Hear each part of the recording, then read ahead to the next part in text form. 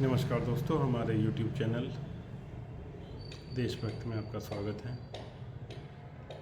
एक बार फिर से नमस्कार। हमारी जो सीरीज़ है आओ ज्योतिष सीखें, इस भाग में हम योग की बात कर रहे थे।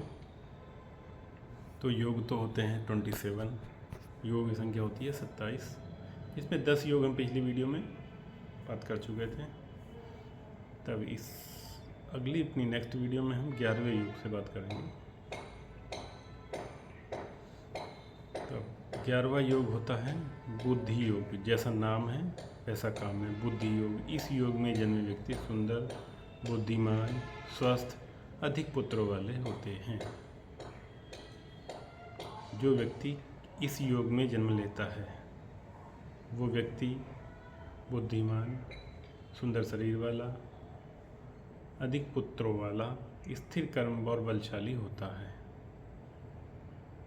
अगला योग है 12वां ध्रुव योग। ध्रुव योग में जन्मे व्यक्ति दीर्घ आयु वाले, लंबी आयु वाले होते हैं। ये धनवान होते हैं, ये लोकप्रिय होते हैं, स्थायी कर्म करने वाले बलशाली व्यक्ति होते हैं। ध्रुव योग में जन्मे व्यक्ति धनवान, दीर्घायु वाले, स्थायी कर्म करने वाले होते हैं। नेक्स्ट 13वां योग है व्याघात योग। व्याघात योग ऐसे योग में जन्म लेने वाले व्यक्ति लोकप्रिय, सब जानने वाले तथा सबका काम करने वाले यानी मदद करने वाले होते हैं। व्याघात योग। अगला है हर्षण योग। बात करें हर्षण योग की, तो हर्षण योग में जन्मे व्यक्ति भाग्यवान, धनवान, विद्यावान तथा शास्त्रों में निपुण। जब इतनी क्वालिटी होंगी तो एक बैड क्वालिटी भी होगी इसमें ज़रूर।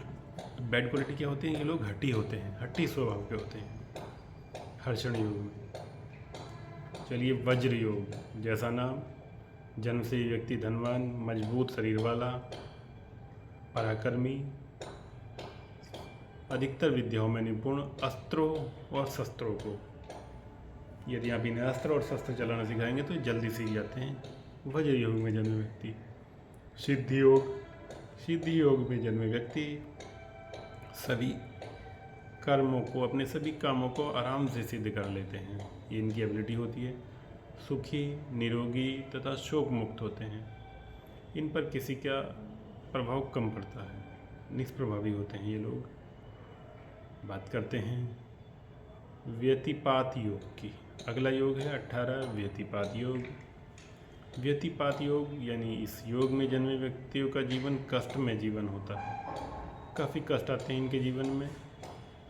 यदि ये लोग जीवित रहते हैं किसी वजह से, जैसे दूसरा और सातवां घर मृत्यु तुल्य योग देता है, इनके जीवन में बहुत कष्ट आते हैं। यदि लोग जीवित रहते हैं तो इनका अंत समय अति सुख में जीवन व्यतीत होता है, अति सुख में। वरयान योग। इस योग में जन्म लेने वाले व्यक्ति बलवान, चित्रकार, नाच गाना में निपुण तथा पंडित भी होते हैं, पंडिती भी करते हैं। वारयान योग में जन्मे व्यक्ति। परिधि योग। परिधि योग में जन्मे वाले व्यक्ति कुल का जीर्णोद्धार करते हैं, कवि होते हैं, दानवीर होते हैं, अनेक शस्त्रों के ज्ञाता होते हैं। किस योग में जन्मे व्यक्ति? परिधि योग में जन्मे व्यक्ति। इस योग में जन्मे व्यक्ति इस प्रकार के होते हैं। चलिए बात करते हैं अगला 20 योग। 20वां नंबर योग है। 20वें नंबर योग है शिव योग। शिव योग की बात करें तो शिव योग में जन्मे व्यक्ति कल्याण के पात्र, शिवलोक के समान पूज्य, माननीय तथा बुद्धिमान होते हैं। अगले योग की बात करें, अगला योग है सिद्ध योग। सिद्ध योग में जन्म लेने वाले व्यक्ति तंत्र मंत्र में रुचि रखते हैं। सिद्ध योग। इनकी पत्नी सुंदर होती है तथा ये लोग धनवान होते हैं। पैसा इनके पास रुकता है, आता भी है और रुकता भी है। सिद्ध योग में जो व्यक्ति जन्म लेते हैं। अब नेक्स्ट है साध्य योग। साध्य योग में जन्मे व्यक्ति, माने बीपी कम रहता है इनका, ब्लड प्रेशर स्लो रहता है, धीरे धीरे काम करते हैं, प्रसिद्धि बहुत पाते हैं, यशस्वी होते हैं, और ये लोग अधिकतर लोगों को प्रिय होते हैं, लोग इन्हें ज़्यादा पसंद करते हैं। 23 नंबर योग की बात करें,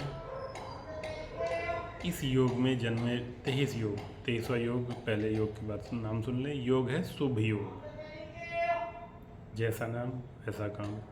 शुभ योग में जन्म लेने वाले व्यक्ति शुभ कर्मों से युक्त होते हैं। इस योग में जन्मे व्यक्ति शुभ कर्मों से युक्त होते हैं, धनवान होते हैं, शास्त्रों के ज्ञाता, दानवीर और सेवा भाव से पूर्ण होते हैं। ऐसे व्यक्ति सेवा भाव से पूर्ण होते हैं। अगला 24वां योग है शुक्ल योग। शुक्ल योग में जन्मे व्यक्ति ज्ञानी, कवि, ललित कलाओं के प्रेमी, धनवान तथा सबसे प्रेम करने वाले होते हैं। बात करें 25वें योग की, ब्रह्म योग में जन्म लेने वाले विद्वान, वेद शास्त्री, परम ब्रह्म में ध्यान लगाने वाले, सब कामों में पंडित होते हैं ऐसे व्यक्ति। चलिए अगला योग है 26वां योग, ऐन्द्र योग। इंद्र नहीं, ऐन्द्र योग। ऐन्द्र योग में जन्मे व्यक्ति अधिकार प्राप्त करते हैं, परंतु सुखी और कर्मयोगी होते हैं। पर इनके साथ भी एक समस्या है, इनकी आयु कम होती है, कम आयु वाले होते हैं ये लोग। अगला योग है वैधृत योग। वैधृत योग 27वां योग। इस योग में जन्म लेने वाले व्यक्ति उत्साहहीन परंतु भलाई करने वाले। उत्साहहीन तो होते हैं वैधृत योग, परंतु भला करने वाले और यश के भागीदार नहीं बनते। यानी कोई इन्होंने अच्छा काम तो किया है, भलाई तो की है, जो भी किया हो भलाई की है, अच्छा काम किया है, परंतु उसका फल, उसका यश किसी और को मिलता है। काम आपने किया, नाम किसी और का होगा। ऐसा इस योग में जन्मे व्यक्तियों के साथ होता है, यानी वैधृत योग। वैधृत योग में जन्मे व्यक्तियों के साथ इसी प्रकार का होता है। तो आज हमने पढ़े योग। हमारी सीरीज़ आओ ज्योतिष सीखें एक सीरीज़ है जिसमें हम प्रयास कर रहे हैं कि अपने पौराणिक और वैदिक ग्रंथों से प्राप्त जानकारी आप तक पहुंचाएं।